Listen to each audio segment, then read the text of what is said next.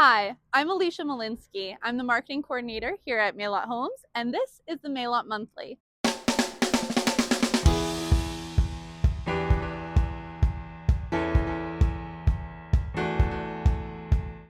Today, I have another Maillot Minute where our president, Rob Olson, updates us on some industry news and staff highlights and some fun tidbits. My Build community interview today is with our vice president, Sarah Murray. I sit down for part 2 of my conversation with our lead interior designer, Jessica Moody, about some past projects. And finally, we do book club with Sarah, where she gives us a recommendation. Enjoy.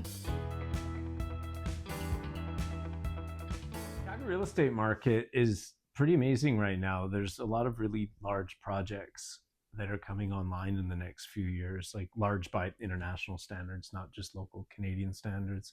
There's a lot of international hotels being built with the stadium, with the local arena. There's a lot of really big, amazingly designed condo buildings as well. And a lot of this, I think, will do a really good job in getting more people to live in the inner city and more people to be living in Calgary in general. And I think it's going to be fantastic.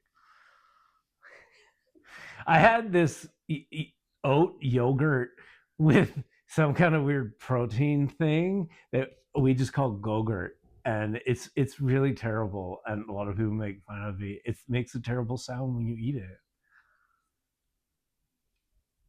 We have somebody right now who's behind the camera for another part of a skit we're doing today. And she's wearing a really cool outfit. And it's really funny. You can't see it right now, but that's my staff headline for right now.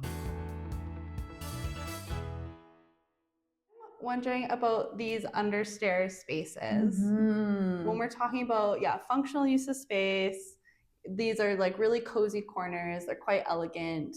What goes into designing these areas? Yeah, you have to be really thoughtful about this because being able to open the structure is so nice. It makes that tight space feel so much bigger. Mm-hmm. So anytime you can let go of the mass of something heavy and open it up is so great. Yeah.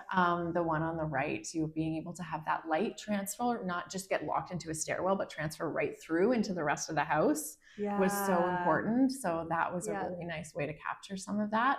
And really, I mean, other than having under the stair storage, why not be able to use that as a fun little surprise? What's better than beanbags on the floor and being able to sit on the floor and have a little cozy surprise spot? That just feels so special. So I think being able to do that is a treat.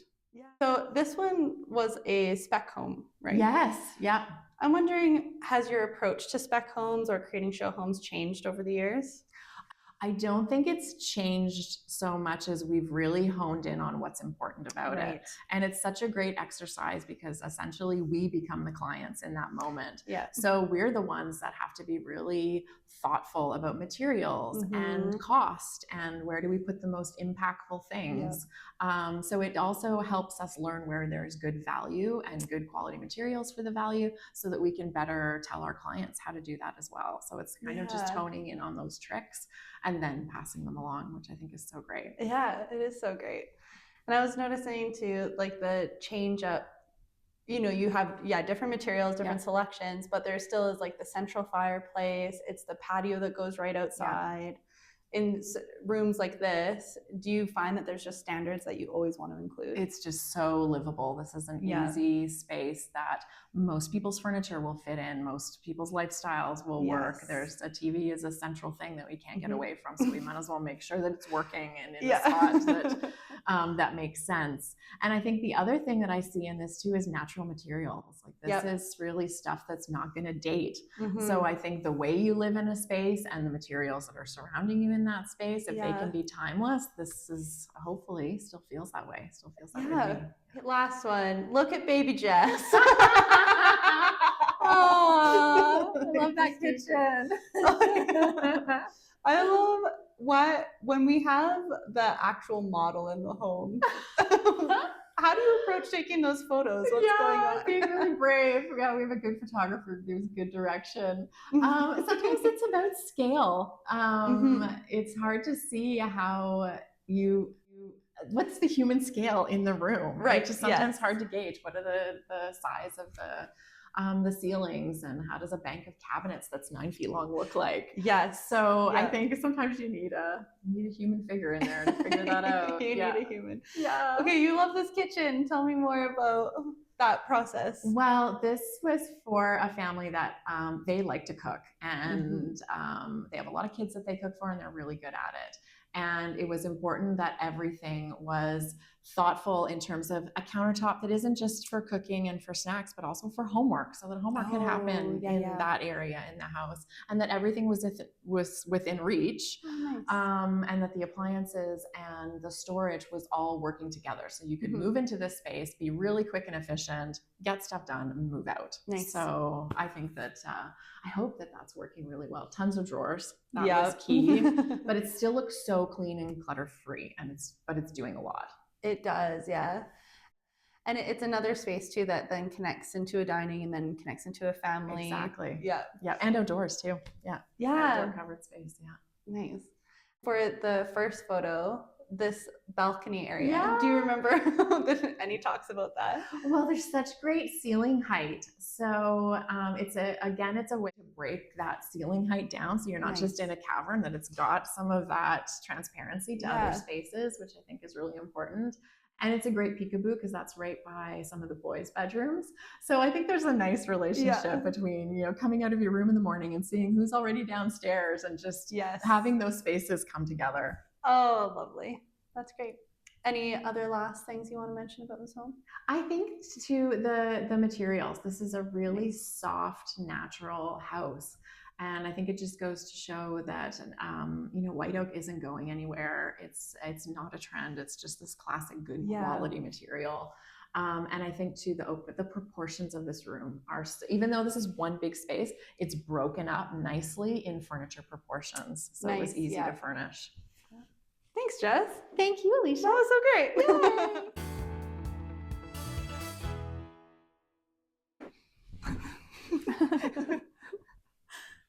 Hi, Sarah. Hey, Leash. Thanks for coming. Thanks for having me. We're wearing the exact same outfit today. Exact same outfit, and it's beautiful.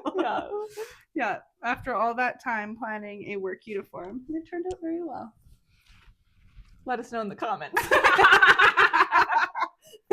If people don't like this, I will be crushed. Like when we were handing it out to staff, if staff members didn't wear it and didn't make use of it, I would have been crushed. Just crushed. I think it was about a year in the making. Truly. So, yeah. It started with everybody getting on board with the idea of a work uniform. Yes. They didn't see the vision. Yeah. I'm sure they were expecting like a collared polo shirt. Yeah. No, much better. Yeah. Well, I have a question for you, Sarah. And this question comes from last episode's guest, which was Robert Olson. I know him. Would you rather go to space or to the bottom of the ocean, and why? Oh, no. Neither. I am with you. Please Okay. tell me why you would not go to space. That just seems so terrifying. Yes, the unknowns of space. Bottom of the ocean or space? What scares you about the ocean? Dark, crushing weight of water, unknown creatures, Yep. no oxygen, but I guess both of them. They're very similar. Dark, crushing, Okay. and no oxygen.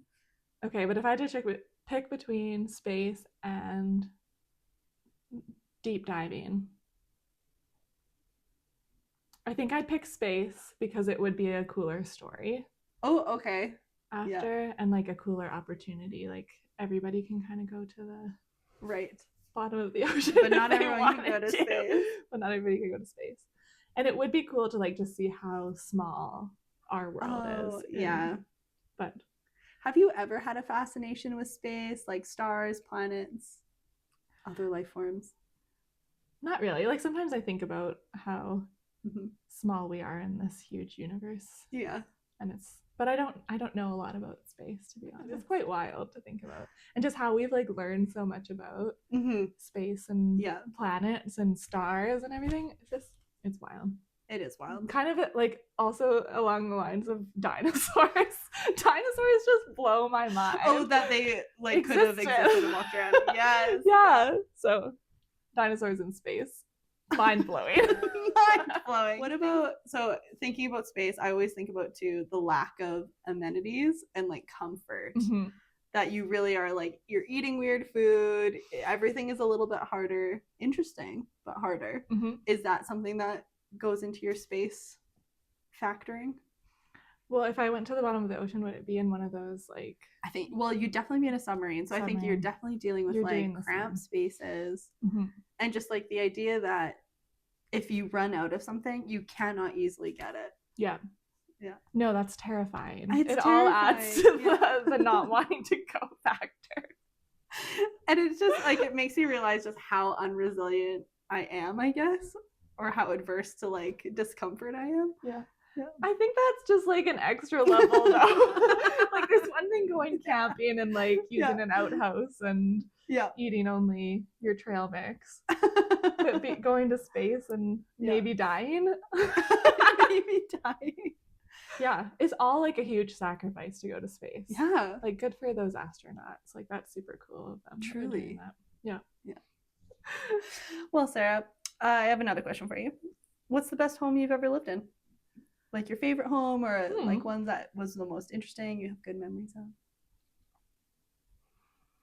Good question. I lived in a lot of places in Calgary, a lot of different neighborhoods. Yeah. Maybe it's better like which neighborhood I liked living in. Oh yeah, because is that different? You liked a neighborhood, but you didn't like a home? Yeah, like I feel like more connected to a neighborhood than homes. I think I like the home that I'm in now the most out of all. Oh, nice. Yeah. My homes, just because we've kind of like made it our own and it feels like really homey. But I used to live in Sunnyside, and I think that was my favorite area to live in. Oh, nice. Yeah. Yeah. Good community, close to the river. Nice. And I guess it was during COVID that we lived there, so it was like so much community stuff going on. Yes. Because we were at home so much, so we were. Yeah. What was the community like during that time? I feel like just like the parks, like people would go and hang out in the parks, and everybody would bring like those chairs and like leave them there, so you'd have things. Lots of people walking. The river's right there, so you're always walking to the river. Yeah. As I remember, on the first snowfall of that COVID year, 2020, everybody in the back parking lot like shoveling each other's cars out and stuff. Oh, that's so like, nice. Yeah, I remember it was nice. It was fun. You get to decide the question for the next guest. Oh, what would you like to know? Do I get to know who the next guest is? I don't even know who the next guest is. Oh no, I should have thought of something. Okay.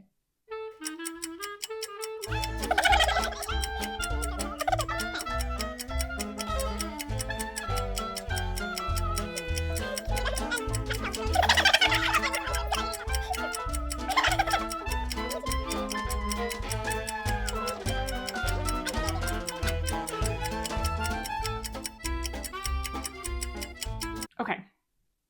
My question would be, dream vacation. What would it be? Where would it be? Nice. Who's there? Yeah. How long is it? How are you getting there? All the details. Nice. I love that. That's a great question. Thanks. Thanks for being here, Sarah. Thanks for having me, Leash. At Maillot Homes, we have a small library of books that any staff member can come and take out, and they range from fiction to nonfiction, things for our business, things that might just be nice life considerations. And so we have started a Maillot Homes Book Club. Very informal. What are you reading? What is your book club recommendation this month? My recommendation, and always is, people always hear me talking about this book, so Crucial Conversations is what we're reading now, and we have a few copies that are being rotated around the office quite regularly. So yes. Yeah. Why is it so enduring for you? What are the big themes that you feel are like keep coming up time and time again? I feel like for me it was really impactful, just like communicating and like communicating better is always Yes. something that benefits you like in personal life and work life, kind of everywhere. Yeah. So just any way to take on hard conversations better, and it has just like a way of hitting those conversations in like a very like logical way, which is what really speaks to me. If I just know exactly what to do. Like help. Before reading the book, would you say that you had a fear, or you were approaching hard conversations more emotionally? Yeah, like I definitely more of like an overthinking fear, I think. Like huge lead up and like tension build before something. Yeah. When you can just kind of approach a hard conversation more openly, and that they just happen all the time, and it's not as like you're gonna have the conversation, and it's not something that'll like make or break a relationship or have somebody feeling a certain way. So I guess it just kind of put a perspective on not everything is super, it's about crucial conversations, but like it's how to make a crucial conversation just to be like a little bit easier to manage. Yeah, and that's something that I've noticed working at Maillot Homes, is that conversations are constantly happening and everyone is so open. And I think it is part of the culture of, if you have something come up, don't wait for it to become a thing. Totally. Just engage in it right away, nice and openly. Yeah. Do you have any quick tips for anyone who's about to start their own crucial conversation? Read the book.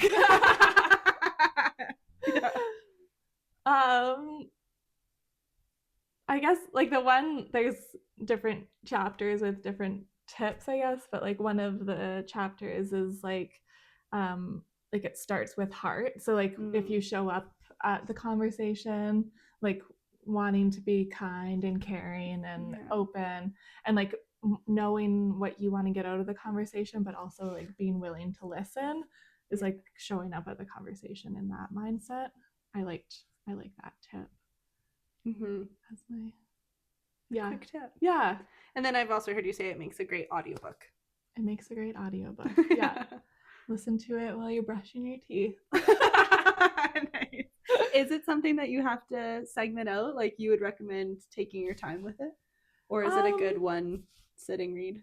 I've read it all, and then sometimes I'll just go back to different sections and read them again. Yeah. But because you can kind of do that. Like they do carry through different scenarios kind of through the book. So if you don't read it once through, you'll kind of miss some of the stories. Like a case study.